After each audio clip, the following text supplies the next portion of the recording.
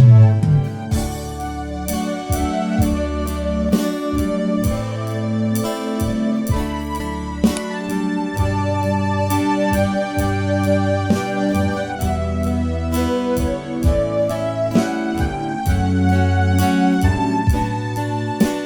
di surga, biarlah tempat ini penuh dengan kemuliaan-Mu ya Tuhan. Sungguh jiwa kami merindukan Engkau saat ini untuk diteguhkan kembali, yaitu lewat kebenaran firman Tuhan. Allah Roh Kudus, ajar kami, kuasai tempat ini, hadirat-Mu ya Tuhan, dan urapi hamba-Mu yang akan menjaga firman Tuhan, sehingga setiap firman yang disampaikan sungguh berasal dari isi hati Tuhan yang dibutuhkan untuk meneguhkan, menguatkan, menghibur setiap hati jemaat yang perlu diteguhkan, yang perlu damai sejahtera, yang perlu dibangkitkan imannya. Berfirmanlah kepada kami Tuhan, sampai kami siap mendengarkan. Dan di dalam nama Tuhan kami, Yesus Kristus, kami sudah berdoa dan bersyukur. Kita yang percaya, kita yang siap diberkati kebaikan Tuhan, sama-sama katakan amin. Shalom, selamat pagi, happy Sunday, selamat ibadah ya. Puji Tuhan. Saya mohon maaf sedikit terlambat, masih sedikit pengaruh obat, jadi tolnya keliwat tadi. Sebenarnya nggak boleh bawa mobil, bahaya. Karena ini batuknya nggak sembuh-sembuh. Nggak tahu kenapa. Oke. Sesuai tema kita hari ini, saudara, kita akan bicara tentang menghadapi badai kehidupan, ya. Saudara, ayat ini kita ambil dari Kisah Rasul pasal 27.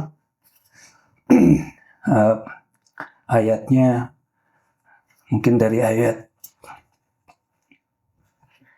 Kisah Rasul 27 ayatnya 4 sampai 24 ya. Kita akan baca secara bergantian. Oleh karena angin sakal, kami berlayar dari situ menyusur pantai Siprus. Dan setelah mengarungi laut di depan Kilikia dan Pamfilia, sampailah kami di Mira di daerah Likia. Di situ perwira kami menemukan sebuah kapal dari Alexandria yang hendak berlayar ke Italia. Ia memindahkan kami ke kapal itu. Selama beberapa hari berlayar, kami hampir-hampir tidak maju dan dengan susah payah kami mendekati Nisirus. Karena angin tetap tidak baik, kami menyusur pantai Kreta melalui Tanjung Salmon. Sesudah kami dengan susah payah melewati tanjung itu, sampailah kami di sebuah tempat bernama Pelabuhan Indah dekat kota Lasea. Sementara itu sudah banyak waktu yang hilang. Waktu puasa sudah lampau dan sudah berbahaya untuk melanjutkan pelayaran. Sebab itu Paulus memperingatkan mereka, katanya, Saudara-saudara, aku lihat bahwa pelayaran kita akan mendatangkan kesukaran-kesukaran dan kerugian besar, bukan saja bagi muatan dan kapal, tetapi juga bagi nyawa kita. tetapi perwira itu lebih percaya kepada jurumudi dan nahkoda daripada pada Paulus. Karena pelabuhan itu tidak baik untuk tinggal di situ selama musim dingin, maka kebanyakan dari mereka lebih setuju untuk berlayar terus dan mencoba mencapai kota Phoenix untuk tinggal di situ selama musim dingin. Kota Phoenix adalah sebuah pelabuhan pulau Kreta yang terbuka ke arah barat daya dan ke arah barat laut. Pada waktu itu angin sepoi-sepoi bertiup dari selatan. Mereka menyangka bahwa maksud mereka sudah tentu akan tercapai. Mereka membongkar perahu, lalu berlayar dekat sekali menyusur pantai Kreta. Tetapi tidak berapa lama kemudian turunlah dari arah pulau itu angin badai yang disebut angin timur laut. Kapal itu dilandanya dan tidak tahan menghadapi angin haluan. Karena itu kami menyerah saja dan membiarkan kapal kami terombang-ambing. Kemudian kami hanyut sampai ke pantai sebuah pulau kecil bernama Kauda. dan di situ dengan susah payah kami dapat menguasai sekoci kapal itu. Dan setelah sekoci itu dinaikkan ke atas kapal, mereka memasang alat-alat penolong dengan melilitkan kapal itu dengan tali, dan karena takut terdampar di beting Sirtis, mereka menurunkan layar dan membiarkan kapal itu terapung-apung saja. Karena kami sangat hebat diombang-ambingkan angin badai, maka pada keesokan harinya mereka mulai membuang muatan kapal ke laut.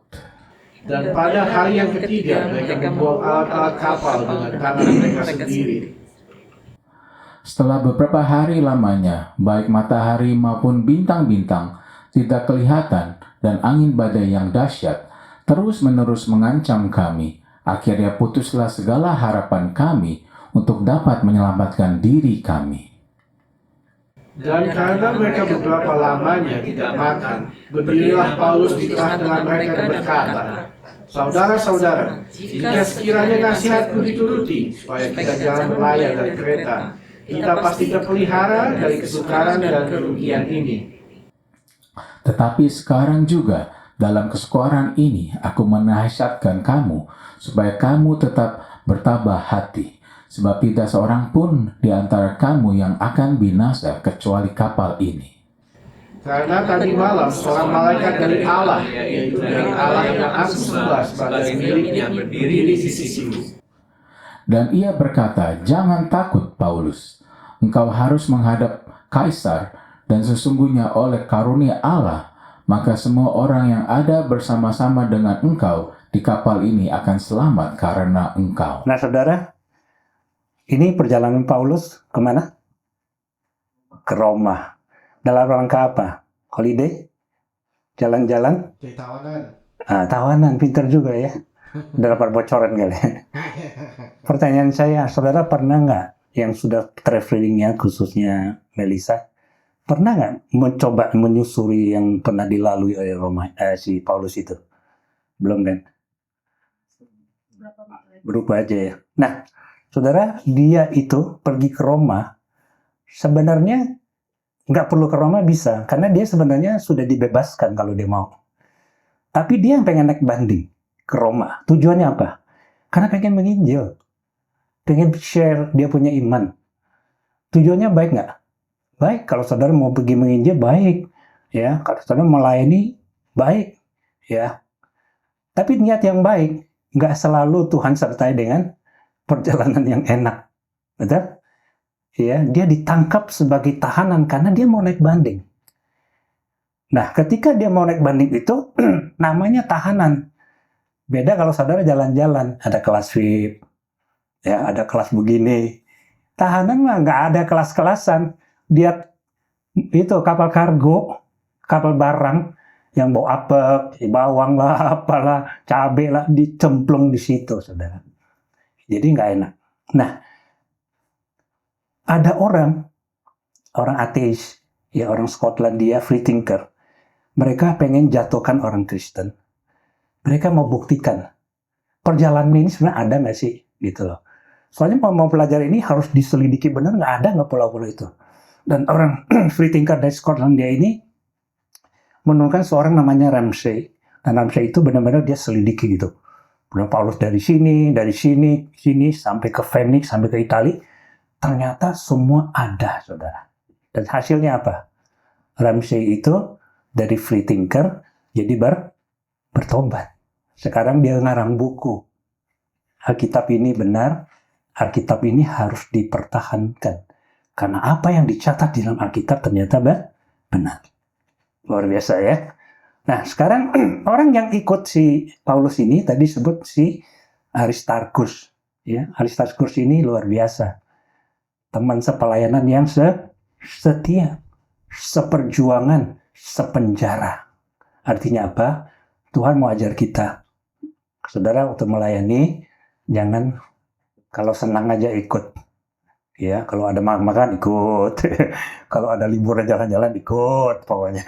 Ada hiking ikut. Tapi kalau yang susah, sakit perut Pak, encok kumat, anak lagi rewel, suami belum makan, ada aja alasannya. Ya, ini perjalanannya hidup dan mati, saudara. keluar masuk penjara, didera. Tapi Aristarkus tetap setia. Itu sebabnya dicatat. Ya, nah, gereja ini sama, saudara ya. Nanti saudara akan lihat yang mayoritas itu belum tentu benar. Tapi kadang-kadang yang minoritas itu yang benar. Gereja boleh besar, belum tentu kalau ada hadirat Tuhan di situ. Ya, yang Tuhan lihat tuh kesetiaan. Hati saudara teruji nggak? Ketika gereja lagi susah, saudara ada nggak di situ? Saudara lari nggak? Ya, ketika gereja terancam, ya, saudara ada di situ nggak? Atau saudara lari? Nah, di situ nanti saudara akan diuji oleh Tuhan. Oke? Ya. Nah, saudara, saya mau teruskan. Ketika badai datang, apa yang Paulus kasih nasihat?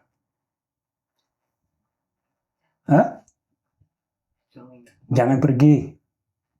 Ya, saya melihat ini nggak bagus buat perjalanan kita. Ya, siapakah Paulus? Paulus seorang hamba Tuhan. Ya, tentu mereka nggak mau dengerin. Kenapa? Karena ada nahkota kapal yang ahli, yang punya sertifikat, kapten kapal yang sudah pengalaman. Nah, ini hamba Tuhan mana ngerti soal pelayaran. Betul? Nah, saudara, pelayaran ini bicara perjalanan hidup kita juga. Kapal itu bicara bahtera kehidupan saudara, bahtera kehidupan saya. Itu juga bicara tubuh kita, saudara. Ya, laut itu gambaran lingkungan di mana kita hidup, dan berlayar itulah perjalanan hidup kita. Ya. Nah, seperti tadi dikatakan, walaupun Tuhan yang suruh, tidak selamanya ombak itu tenang. Ya, kadang-kadang perjalanan hidup ini kita mengiring Tuhan, ada gelombangnya, betul? Dan kadang-kadang timbul badai yang sangat mengerikan. Anda bisa bayangkan ketika Paulus bilang, kita jangan berangkat, aku melihat ini nggak baik. Mereka nggak percaya, mereka percaya sama si nakoda, dan mereka lihat angin sepoi-sepoi kok. Ya kan? Nggak ada tanda-tanda bahaya, jadi ya let's go aja. Tetapi apa yang kelihatan enak itu belum tentu endingnya enak. Nah, maksud saya, kita jangan berpikir gini, hidup orang nggak bener, kelihatannya sepoi-sepoi juga, enak-enak juga. Ngapain gue susah-susah ikut Tuhan? Harus begini, nggak boleh begini. Orang dunia enak-enak aja tuh, makin kaya tuh. Saudara jangan lihat awalnya, endingnya ngeri. Ya, nah ini juga sama. Nah, saya senang dengan ini karena ini mengingatkan kita. Teman-teman kita hari-hari ini banyak yang sedang hadapin badai, termasuk Ibu Ruth ya, kasihan. Semalam dia nangis, karena paroinya udah susah ngomong, gak bisa makan. Kemarin saya mau doain juga, gitu ngomongnya. Saya bisa bayangkan, ya sudah kehilangan pekerjaan, suami istri nggak kerja. Saya bisa bayangkan hidup di Amerika. Sekarang suami kemarin karena serangan jantung, baru sembuh sebentar, baru senang, pekerjaan sudah mulai diberkati, gitu lagi. Nah itu nggak mudah, saudara. Itu badai kehidupan juga, ya. Kadang-kadang kesehatan yang dihantam, kadang-kadang bisnis yang dihantam, ya. Kadang-kadang rumah tangga, entah anak, entah orang tua, kadang-kadang kita nggak tahu, ya. Seperti Pak Bambang kemarin. Ya, kasihan. Tahu kenapa Bang Kesnandi? Saya juga kenal dia dulu jemaat kita juga. Datang ke mereka susah payah bawa keluarga. Anak baru satu jadi tentara. Navy ya, nggak salah. Tiba-tiba Tuhan panggil. Sekarang anak kedua lagi tidur. Bapaknya di rumah sakit baru keluar. Anak yang paling besar cowok lagi tidur. Nggak bangun lagi, saudara. Tiba-tiba sudah meninggal. Tinggal satu anak perempuan. Istrinya nggak kuat, stres hari ini. Itu badai kehidupan. Saya bisa bayangkan kalau ada hidupnya tidak bersandar pada Tuhan. Saudara mau lari kemana? Ya toh? Saudara mau lari kemana? Ya. Kalau Anda lihat tadi, ketika mereka hadapi badai, ketika Paulus berkata mewakili Tuhan, mewakili firman Tuhan, mereka ignore, saudara nggak peduli. Tapi setelah itu, badai datang nggak? Datang. Nah, ketika badai datang, apa yang mereka lakukan? Dengan kekuatan manusia, mereka coba lilitkan kapal. Karena secara teori, kalau kapal sudah goyang-goyang, dililit tanah. Ternyata setelah dililit, tetap ombak. Sedikit agak nyut-nyutan jantungnya. Yang kedua,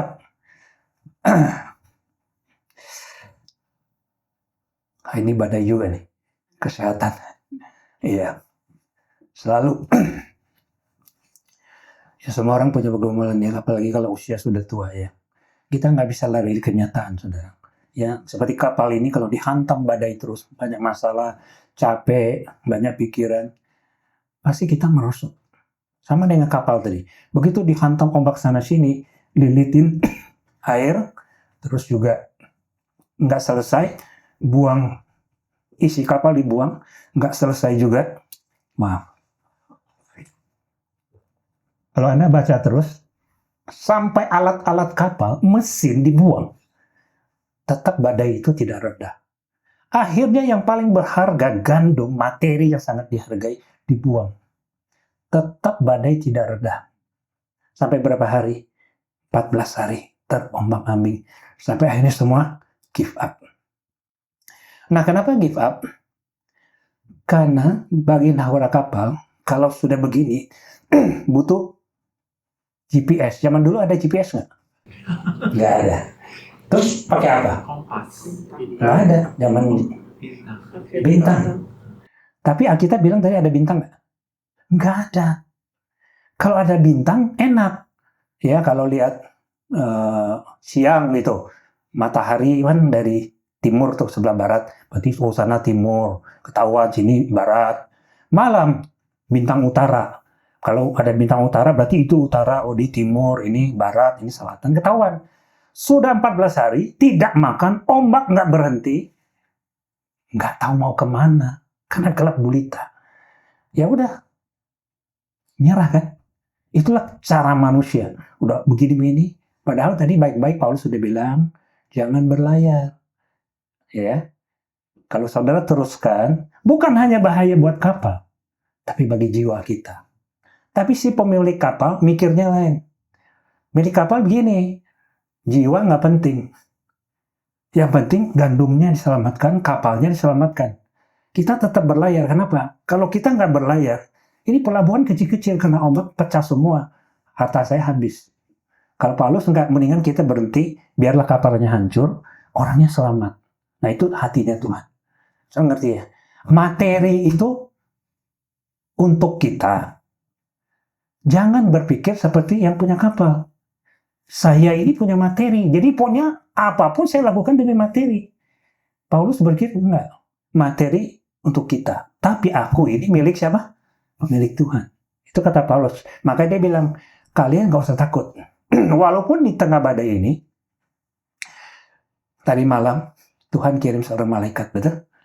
Dia bilang, jangan takut. Tidak diizinkan sehelai rambut pun yang akan rontok. Dan malaikat itu bilang, karena ada siapa? Ada apa? Paulus. Maka jiwa yang lain tuh Tuhan selamatkan. Pertanyaan saya, perkataan itu terbukti nggak? Tapi langsung terbukti nggak? Enggak.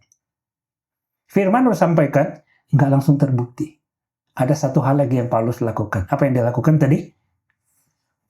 Ajak makan, betul? Ada ya, dibaca tadi ya. Dia bawa roti, dia ucap syukur. Ayo kita makan dulu. Padahal semua udah lemes. Saudara pernah nggak sih puasa 40 hari nggak makan? Nggak pernah. 14 hari nggak minum aja nggak pernah. Ini pasti nggak bisa makan, udah bilang. Muntah semua. Jadi Anda bisa bayangkan 14 hari nggak makan. Ya, terus ada orang yang masih teguh, yang masih strong, yang masih seperti bawa sinar terang gitu. Nggak usah takut. Ayo kita makan dulu. Aku bingung loh, Paulus itu kuat begitu. Dan bukan bawa capcay, sate kambing, pesta gitu. Ini nggak ada, cuma roti. Bayangkan, berapa orang di kapal itu? 276. Hanya sepotong kecil. Nah, kita bilang, setelah makan itu jadi apa? Buat. Jadi apa? Kenyang. Saya sampai hari ini bingung dengan ayat ini. Dan orang nggak percaya. Maksudnya orang bilang itu bukan karena seperti perjamuan kudus. Kalau bagi saya ini seperti perjamuan kudus, karena ini kisahnya Tuhan Yesus sudah ajarkan perjamuan kudus pada murid-murid. Betul? Ini Paulus sudah mau ke Roma, entah lagi mati. Jadi dia sudah alami yang namanya fellowship gereja Maulana tentang perjamuan kudus. Tuhan selalu angkat roti, ucap syukur, dibagi-bagikan, mereka makan, 14 hari nggak makan jadi kuat. Jadi strong. Itu mujizat di dalam kuasa perjamuan kudus. Artinya gini, kalau saudara punya persoalan yang saudara udah nggak lihat jalan keluar, 14 hari terlapung-lapung, nggak punya kompas, Tuhan udah nyerah deh. Nah ingat, angkat roti, bersekutu dengan Tuhan, ya perjamuan kudus. Saya sudah berapa kali lakukan itu, dan setiap kali kami lakukan, kami alami mujizat. Iya. Karena Tuhan yang ajarkan. Loh, waktu perjalanan ke Emmaus ingat nggak? Tahu kan? Perjalanan ke Emmaus waktu Yesus baru bangkit dari kematian kan? Ada 2 murid lagi ngoceh, wah Tuhan kita payah, udah mati. Kita gimana nih? Nah, Tuhan Yesus jalan di sampingnya, dia nggak kenal. Ngobrol, kamu ngomongin siapa sih? Gitu loh. Yesus yang kami sembah itu loh, it's nothing. Nggak kenal, saudara. Begitu sampai, Tuhan angkat roti. Kasih roti, langsung matanya ini dia yang kita omongin. Ini Yesus yang kita omongin. Tadinya tinggalkan Yerusalem, kembali ke kampung. Yerusalem itu bicara rumah Tuhan, bait suci di situ. Mereka kecewa, mereka tinggalkan, lemah imannya. Tuhan aja perjamuan kudus, roh mata rohani diselipkan. Mereka bilang, bangkit malam itu juga, yuk kita kembali ke Yerusalem. Saudara sama, saudara sudah malas ibadah. Aduh gereja percuma, gitu-gitu aja Pak Pendeta. Ya suami mah tetap pelit itu. Istri tetap cerewet. Anak tetap nakal. Ya pacar tetap gitu, ngajak kawin-kawin. Saudara percaya nggak percaya ya, saudara nggak perjamuan kudus, harus bersekutu dengan Tuhan. Gampang bagi Tuhan. Roh saudara nyala kembali. Ya saudara kembali ke ibadah dan saudara alami kuasa yang luar biasa. Saudara lihat apa yang terjadi setelah perjamuan kudus. Even 14 hari nggak makan, ya muntah-muntah, sakit-sakitan. Saya pernah di laut 2 hari saya nggak kuat. Nggak 2 hari, 1 malam muntah saya. Ini 14 hari. Tapi mereka jadi kuat. Nah setelah itu mujizat terjadi. Apa yang terjadi? Kapal itu mendarat, ya menuju daratan. Memang nabrak satu karang. Karang itu keras. Memang kapalnya pecah. Tapi orangnya selamat. Ada yang berenang, ada yang pakai papan, ya, ada yang nggak tahu gimana caranya. Tidak ada satunya mati, saudara. Hebat kan? Ya, hebat, saudara. Janji Tuhan bilang, nggak ada satupun yang akan mati. Tidak seujung rambut pun akan jatuh. Itu janji Tuhan. Nah itu benar Alkitab bilang. Kalau saudara punya pergumulan, pegang janji Tuhan. Karena kita bilang, sekalipun langit dan bumi akan lenyap, tapi firman Tuhan tinggal tetap. Nggak ada lagi yang bisa dipegang hari-hari ini. Saudara lihat, sorry ya bukan ngomong polis, saudara lihatlah, kan saya udah bilang. Kalau mau lihat akhir zaman, lihat Israel. Hari ini Israel mulai kan mau ditinggalkan Amerika. Ya, untuk nyerang Rafah, Amerika ikut mengutuk, tidak bantu. Padahal menterinya nggak peduli, dia tetap aja serang. Sebab, ya itu, orang-orang jahatnya ngumpet di dalam rumah sakit di Rafah itu. Mau nggak mau karena mereka nyerang terus. Tapi ini sudah di Alkitab, sudah dibuatkan. Jadi nggak ada yang bisa andalkan, hanya Tuhan. Artinya gini, ini negara yang diberkati Tuhan, punya Bapak angkat begitu baik. Tapi suatu hari ini akan tinggalkan dia diri sendirian. Dan sudah dibuat, ngerti sendirian, nggak ada cerita. Sehebat apapun dia akan kalah. Tapi Alkitab juga membuatkan hari-hari terakhir. Dia akan lari ke Yordania, sungai Yordan, lari ke Yordania. Tuhan sudah sediakan satu tempat namanya Petra, sudah tahu? Petra tahu ya? Itu keajaiban. Itu untuk bangsa Yahudi nanti yang akan lari ke situ. Pasti terjadi. Karena firman Tuhan tinggal tetap. Kekal selama-lamanya. Pasti terjadi. Hari ini, saudara mungkin ditipu orang, saudara mungkin dikhianatin orang, saudara mungkin difitnah orang, terserah. pegang firman Tuhan. Dia pembela. Ya, saudara harus bangkit. Ya, yang menyebabkan badai itu macam-macam. Bisa iblis, bisa. Siapa contoh di Alkitab yang dihantam iblis? Ayub. Ayub dihantam sama iblis, nggak kira-kira loh. Dia orang paling kaya. Ternaknya mati semua. Bilioner kalau sekarang. Sabtu pun nggak ada, mati semua. Kalau saudara harta saudara dihantam habis, nangis nggak? Nangis. Nggak stop sampai di situ. Ada yang lebih sayang dari harta itu anak. Loh? Anaknya habis nggak? Habis. Saudara kalau punya anak 3, hilang 1 aja, ampun deh, sedihnya ya. Ya, apalagi yang baru punya anak. Gimana gitu. Ini Ayub 3-tiganya habis. Udah harta habis, anak habis, masih belum puas iblisnya. Tapi ada satu pesan Tuhan. Semua kamu boleh hantam habis. Asal jangan Ayubnya kamu sentuh. Iblis mikir lagi, asal jangan dibunuh. Ya udah kasih penyakit borok yang nggak kira-kira gatalnya. Sampai istrinya bilang, udah Ayub, kutuki Tuhan Allahmu dan kamu mati aja deh. Istrinya aja nggak kuat. Tapi Ayub bilang apa? Enggak. Dia yang memberi, dia yang mengambil. Terpujilah nama Tuhan. Itu Ayub. Yesus pun dicobai iblis. Nah, tapi nggak selalu iblis. Kadang-kadang cobaan juga muncul dari mana? Dari orang lain. Dari teman. Dari saudara. Bisa dari adik kakak loh. Contoh siapa? Yusuf. Yusuf itu anak baik. Tapi dikhianati oleh siapa? Saudaranya sendiri. Dijual. Masuk. Tapi Tuhan tolong nggak? Kembali Tuhan tolong. Ya. Bisa bukan jadi iblis. Bisa bukan dari orang lain. Masalah bisa datang karena siapa? Saudara sendiri. Contoh di Alkitab ada? Karena bandel sendiri.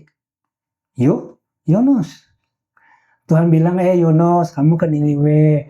Sana orangnya bandel-bandel. Kamu khotbah di situ. Biar bertobat dia. Yunus bilang apa? Enggak lah Tuhan. Mereka jahat sama kita. Ngapain saya khotbah dia bertobat? Nggak mau ke Niniwe. Saya mau ke Tarsus saja. Suruh ke timur, dia pergi barat. Ya udah salah sendiri. Ya kan? Naik kapal sama. Dilempar ke laut, dimakan ikan besar. Ya. Nah hari ini mari kita sama-sama renungkan ini ya. Badai itu pasti datang, besar kecil pasti ada. Ya, apalagi menjelang hari terakhir. Saudara nanti akan lihatlah, cuaca itu hujan bukan hujan biasa lagi, tapi hujan asam yang sengaja sudah dibikin. Jadi problem itu banyak sekali. Kalau saudara nggak cari Tuhan, kalau saudara nggak mau dimurnikan iman saudara, kita nggak akan tahan uji. Kita pasti lari dari Tuhan. Kita akan menyangkal Tuhan loh kalau sampai hari-hari terakhir itu muncul dalam kehidupan kita dan kita nggak kuat. Saudara. Ya, jadi hari ini mari kita saling mengingatkan ya, ketika ada masalah, back to the Bible. Nggak usah hafal satu Alkitab, kok berapa ayat saja yang memuatkan saudara. Saudara pegang itu erat-erat yang menjadi pedoman hidup saudara. Karena pilihannya cuman 2, nggak ada yang tengah saudara. Saudara mau jadi kambing apa domba? Di Alkitab itu nggak ada dombing. Campuran kambing dan domba, jadi dombing nggak ada. Ya, kalau saudara mau jadi domba, nurut sama Tuhan. Tuhan apapun yang terjadi aku serahkan padamu. Kenapa? Seperti Paulus berkata, aku tahu aku ini miliknya Tuhan. Aku tahu roh Tuhan ada padaku. Ya, itu sebabnya aku nggak pernah khawatir. Hidup matiku di tangan Tuhan. Ya. Kemarin Alan, kakaknya Ellen tuh mantunya Pak Bambang pun bilang begitu. Saudara jangan tenang. Lihat si Philip itu umurnya berapa. Nggak ada sakit, nggak ada gejala. Tidur, besok nggak bangun lagi. Sama dengan kita dan saudara. Syukur Tuhan kasih umur panjang. Syukur Tuhan kasih napas hari ini. Tapi nggak berarti masih ada hari esok. Kita nggak ada yang tahu. Maksud saya, Alkitab sudah ingatkan. Hitunglah hari-hari yang Tuhan sudah berikan pada kita. Minta hati yang bijaksana. Ya, saudara, sekali lagi, hidup kita bukan untuk harta. Harta itu untuk kita, tapi kita miliknya tuh Tuhan. Amin. Amin ya. Mari kita berdoa. Bapa di surga, hati kami berlimpah dengan syukur Tuhan. Kami tahu di antara kami banyak yang sedang alami masalah, baik itu kesehatan, keuangan, rumah tangga, pelayanan, pekerjaan.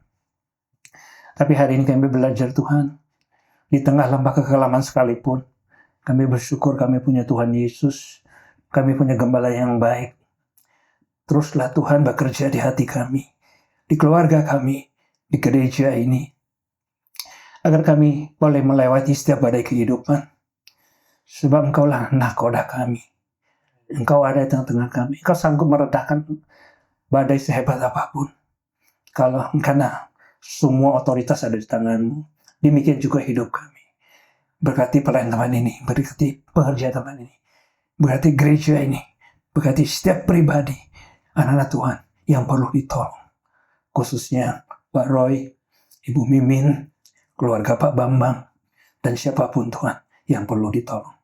Kami serahkan acara pelayan selanjutnya ke dalam tangan kasih Tuhan. Dalam nama Tuhan kami Yesus Kristus, kami sudah berdoa dan bersyukur. Kita yang percaya, kita diberkati kebaikan Tuhan. Sama-sama katakan, amin. Tuhan memberkati saudara.